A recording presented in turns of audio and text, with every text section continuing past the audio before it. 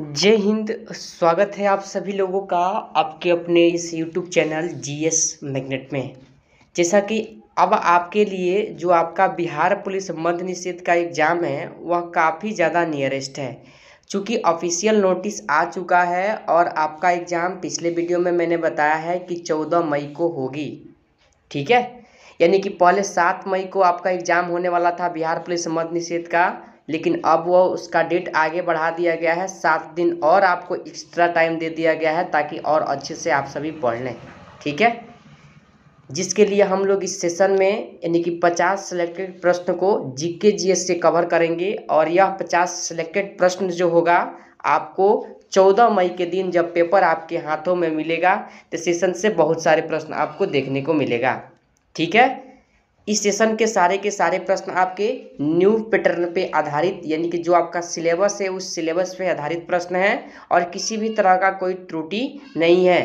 अगर कोई त्रुटि हो जाता है तो आप सभी हमें कमेंट में ज़रूर बताइए। ठीक है, तो चलिए ज़्यादा देर न करते हुए हम लोग प्रश्नों को सॉल्व करेंगे। प्रश्न सॉल्व करने से पहले अगर आप सभी चैनल पर नए हैं तो चैनल को सब्सक्राइब करके बगल वाले बेल आइकन को दबा दीजिए ताकि क्लास का नोटिफिकेशन आपके पास सही समय पर पहुंच सके। ठीक है, वीडियो को शुरू में ही लाइक कर दीजिए, ज़्यादा से ज़्यादा इस सेशन को शेयर कर दीजिए ताकि आपके साथ साथ आपके फ्रेंड के साथ भी यह सेशन पहुंच सके। ठीक है, तो चलिए वीडियो को स्टार्ट करते हैं, प्रश्न पे आते हैं। जैसा कि पहला प्रश्न है, प्रकाश संश्लेषण की क्रिया सबसे अधिक किस रंग के प्रकाश में होती है?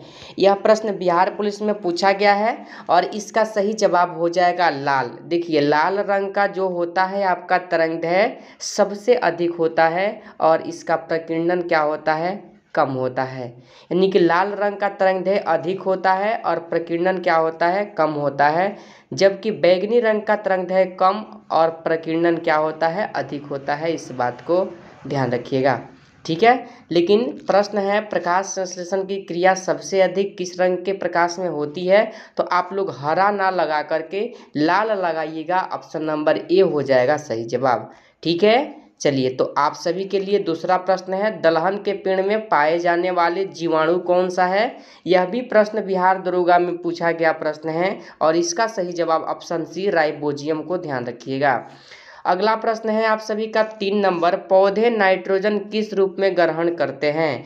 देखिए, पौधे जो नाइट्रोजन है वो ऑप्शन नंबर सी नाइट्रेट के रूप में ग्रहण करते हैं, ध्यान रखिएगा। अगला प्रश्न है, सभी प्रश्न आपके लिए इम्पोर्टेंट है, पादपों में जल तथा खनिज लवण का संचालन किसके द्वारा होता है? तो देखिए, पादपों में इसका संचालन जाइलम के द्वारा होता है और फ्लोएम भोजन बनने के बाद प्रत्येक भाग में कौन पहुंचाता है? फ्लोएम। लेकिन जल का और खनिज लवण का किसके द्वारा होता है? जाइलम। आप सभी ऑप्शन नंबर बी को ध्यान रखिएगा। अगला प्रश्न है आप सभी का 5 नंबर, पौधे में खाद्य पदार्थ किसके माध्यम से पहुंचता है? अभी ऊपर ही बताया है, ऑप्शन नंबर डी फ्लोएम को आप सभी लोग ध्यान रखिएगा। अगला प्रश्न है बिहार पुलिस में पूछा गया प्रश्न, आत्महत्या की थैली कौन कहलाता है? तो लाइसोसोम को ध्यान रखिएगा, ऑप्शन नंबर ए। ठीक है, चलिए अगला प्रश्न है, लाइसोसोम की खोज किसने की थी? तो देखिए, लाइसोसोम की खोज जो किए थे आप सभी लोग ऑप्शन नंबर डी को ध्यान रखिएगा, डी डुबे। ठीक है, चलिए अगला प्रश्न है 8 नंबर, प्रोटीन की फैक्ट्री कौन कहलाता है? 76 पद बिहार पुलिस मद्य निषेध का जो एग्जाम हुआ था उसमें यह प्रश्न पूछा गया था, इसीलिए कहा जा रहा है कि सभी के सभी प्रश्न इंपॉर्टेंट है। तो यह जो हो जाएगा ऑप्शन नंबर सी माइटोकॉन्ड्रिया का नाम ध्यान रखिएगा। अगला प्रश्न है 9 नंबर, प्रोटीन का संश्लेषण किसके द्वारा होता है? तो प्रोटीन का संश्लेषण राइबोसोम के द्वारा होता है, ऑप्शन नंबर डी ध्यान रखिएगा। अगला प्रश्न है 10 नंबर, डीएनए संश्लेषण का प्रतिपादन किसने किया? तो डीएनए संश्लेषण का प्रतिपादन जो किया था ऑप्शन नंबर सी को ध्यान रखिएगा, कर्नबर्ग ने किया था, ध्यान रखिएगा ऑप्शन नंबर सी। ठीक है, अगला प्रश्न है 11 नंबर, प्रयोगशाला। देखिए, प्रयोगशाला में सर्वप्रथम जीन का संश्लेषण किसने किया? तो वह अरविंद खुराना ने किया था। किसने किया था? Arvind Khurana, option number D, जिसके लिए इन्हें नोबेल पुरस्कार भी दिया गया था। ठीक है, चलिए अगला प्रश्न है 12 नंबर, बच्चे का लिंग निर्धारित किसके गुणसूत्र से होता है? देखिए, पिता के गुणसूत्र से होता है, चूंकि पिता में XY क्रोमोसोम होता है और माता में XX होता है। जब पिता से X और माता से अवेलेबल X आता है तो लड़की पैदा होती है। ठीक है, और आप सभी ध्यान रखिएगा, पिता से Y आ जाएगा और माता से X ही आएगा, तो क्या प्राप्त होता है, लड़का प्राप्त होता है। तो यहाँ पर देख रहे हैं कि लिंग का निर्धारण किस पर निर्भर कर रहा है, तो पिता के क्रोमोसोम पर ध्यान रखिएगा। और क्रोमोसोम की कुल संख्या 46 या 23 जोड़ा आप सभी बता दीजिएगा, ठीक है। चलिए अगला प्रश्न है आप सभी लोगों से 13 नंबर, मधुमेह रोग किसकी कमी के कारण होता है। तो मधुमेह रोग का बात करें तो इंसुलिन, ध्यान रखिएगा, ऑप्शन नंबर सी, ठीक है। अगला प्रश्न है 14 नंबर, इंसुलिन का शरीर में कहाँ बनता है। तो इंसुलिन शरीर में ऑप्शन नंबर बी, अग्नाशय में बनता है, ध्यान रखिएगा। अगला प्रश्न 15 नंबर, दूध में कौन सा विटामिन नहीं पाया जाता है। तो विटामिन सी नहीं पाया जाता है, ऑप्शन नंबर सी हो जाएगा सही जवाब। अगला प्रश्न है 16 नंबर, मानव मूत्र में कौन सा विटामिन उत्सर्जित होता है। तो मानव के मूत्र में उत्सर्जित विटामिन ऑप्शन नंबर बी यानी कि विटामिन सी होता है, ध्यान रखिएगा। अगला प्रश्न है मानव शरीर का सामान्य तापमान कितना होता है। तो 37 डिग्री सेल्सियस या 97.8 डिग्री फ़ारेनहाइट, ध्यान रखिएगा, ठीक है। चलिए अगला प्रश्न हो जाएगा आप सभी का 18 नंबर, मनुष्य के मेरुदंड से कितनी जोड़ी तंत्रिका निकलती है। तो यह तंत्रिका निकलती है ऑप्शन नंबर डी 31, ठीक है। चलिए अगला प्रश्न है गुणसूत्र की खोज किसने की थी। तो गुणसूत्र की खोज वाल्डेयर ने किया था, ऑप्शन नंबर ए को ध्यान रखिएगा आप सभी। अगला प्रश्न 20 नंबर है, मनुष्य में क्रोमोसोम की संख्या कितनी होती है। ऊपर ही बताया है 46 रहे या आपका 23 जोड़ा, 23 में 2 से गुणा कर दीजिए 46 आ जाएगा, ठीक है।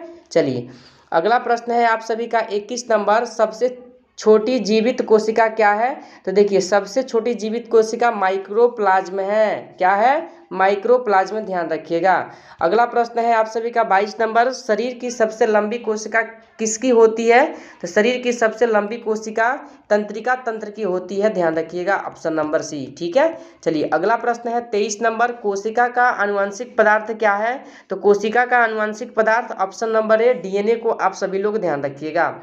अगला प्रश्न हो जाएगा 24 नंबर, कोशिका के भीतर श्वसन का केंद्र कहाँ होता है। तो कोशिका का भीतर श्वसन का केंद्र ऑप्शन नंबर ए माइटोकॉन्ड्रिया का नाम, ध्यान रखिएगा। अगला प्रश्न, टमाटर का खाने योग्य भाग कौन सा होता है। तो आप सभी लोग बता दीजिएगा, ऑप्शन नंबर ए फल भीति, जबकि टमाटर लाइकोपिन की वजह से लाल होता है, फायरमैन में पूछा गया प्रश्न है।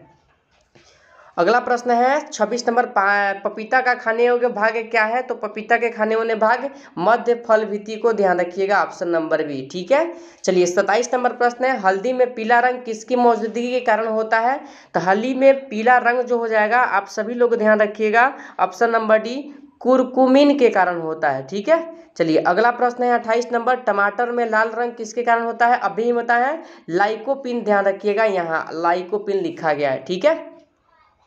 चलिए अगला प्रश्न है 29 नंबर, दूध में पाए जाने वाला शर्करा क्या है। तो दूध में पाए जाने वाले शर्करा जो है ध्यान रखिएगा लैक्टोज है, ठीक है। चलिए अगले प्रश्न पे आते हैं। अगला प्रश्न 30 नंबर, जल का घनत्व अधिकतम कितने डिग्री सेल्सियस पे होता है। तो 4 डिग्री सेल्सियस आप सभी ध्यान रखिएगा, ऑप्शन नंबर बी, ठीक है। 31 नंबर प्रश्न है, वेदन क्षमता सर्वाधिक किस किरण में होती है। तो वेदन क्षमता का बात किया जाए तो ऑप्शन नंबर सी गामा किरण का नाम आप सभी लोग ध्यान रखिएगा। अगला प्रश्न है, सबसे कम तरंगदैर्घ्य किस रंग का होता है। शुरू में बताया है बैगनी, जबकि ज़्यादा पूछे तो किसका हो जाएगा, लाल का होता है, ठीक है।